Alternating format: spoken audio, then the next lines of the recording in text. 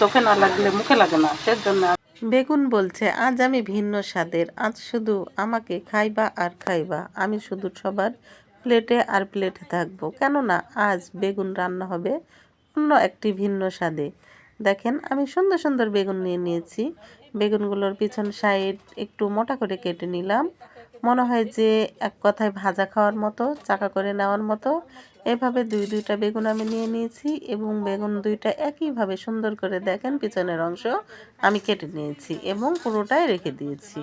এই যে এখন চাকু হাতে আমি বেগুনের মধ্যে যা নাড়ি ভুড়ি মাল মশলা যা আছে আমি সবগুলো বের করে নেব।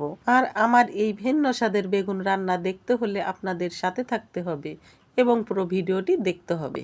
এই যে আমার তেলটা গরম হয়ে গেছে, এবার দিয়ে দিব আমি পেঁয়াজ কুচি। এই পেঁয়াজ কুচিকে নাড়াচাড়া করে এবার দিয়ে দিব আমি চিংড়ি মাছ। আর এই চিংড়ি মাছ আর পেঁয়াজ কুচি মাখাচাখা করে নিব।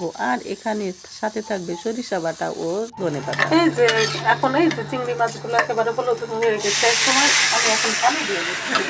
পানি দিয়ে যে এখানে সরিষা বাটা, মরিচ গুঁড়া, হলুদ গুঁড়া, জিরে ধনে গুঁড়া, লবণ এখন সব একসাথে একত্রিত করে আমি দিয়ে দিলাম। আর এই যে মশলাটা যখন কষানো হয়ে গেছে, আমি বেগুনের মধ্যে মাল মশলা যা সব একেবারে দিয়ে দেখেন এমন সুন্দর করে কষায় রান্না করে নিব, যা দেখে আপনারা বুঝতেই পারবেন না যে বেগুন রান্না না অন্য কিছু রান্না করছি। প্রিয় ভাই এবং বোনেরা, আসসালামু আলাইকুম। এই যে হলুদ আর একটু লবণ মেলে আমি একটু বেগুনটাকে মাখাচাখা করে নিব। দেখেন এক কথায় রান্না মাখাচাখা না করলে, চোখে না লাগলে মুখে লাগে না, সেজন্য আমি এভাবে এটাকে আরও সুন্দর করে নিব। এই যে বন্ধুরা দেখেন, এবার এভাবে আমি দুইটাতেই মাখিয়ে নেব।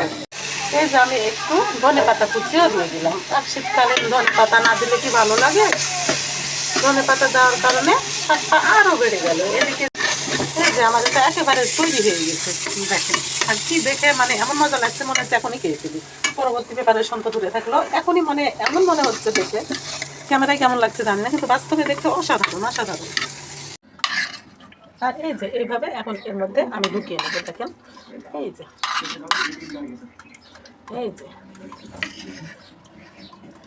এই যে এইভাবে আমি এবার এই যে এইভাবে এখন আমি এইভাবে সেট করে দিই।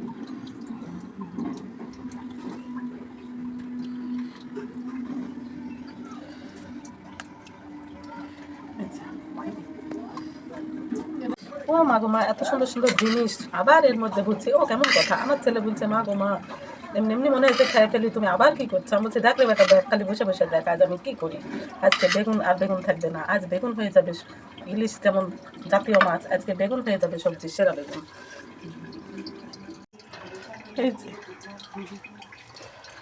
দিয়ে দিয়েছি, তেল দিয়ে দিয়েছি। এখন তেল দেওয়ার পরে এই যে বেগুনগুলোকে ছেড়ে দিলাম।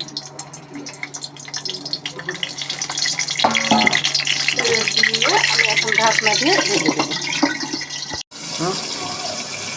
মাঝে একবার আমি উল্টিয়ে দিয়েছি, দেখেন এভাবে উল্টে উল্টে ভালো ভালো ভেজে নেব। হেভি টেস্টি বেগুন তো না, মনে হবে অমৃত। আমি একটু খেয়ে দেখি।